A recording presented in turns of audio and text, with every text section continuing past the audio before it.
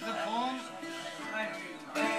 Folks, this is a poem in honour of Peggy Mullen. This would have been the order of her day when I was a child. It's called Washday. Washday would have been Mondays. You ready, Sean? Slow.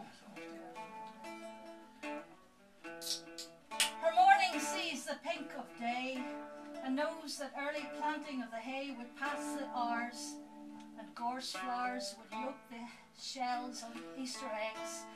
And for Monday's linen bed wash, only bone-dry wooden pegs won't leave a trace of mould on hand sheets. Scrying the hedge huddle of farm beasts with one eye, she knows that this is not the day for clothes to dry. She scrapes and shuffles the twinkling embers from the Rayburn range and fights a rising breeze to dump them in the ash pit between two clumps of twisted, half-scorched trees. The beds are stripped, and from the second-story window her youngsters' small fair heads are swallowed up in the dark green bus that stops and starts to make its windy way to town. She pulls the sash cord slowly down, letting storm breeze through to air the dust, and lifts a mattress back to shift the matted horsehair free. She tugs the carpet sweeper up and down the bedroom rug and knows it's time to make her man's mid-morning tea. Hard-boiled egg and scallions in buttered soda scone. She knows the others take their wives off for the half-lick of butter they put on. They tell her so. But she now knows that that's just a ruse to get a bit of spoiling away from home. She leaves the men alone to chew and sigh beneath the noon tick of the steady kitchen clock.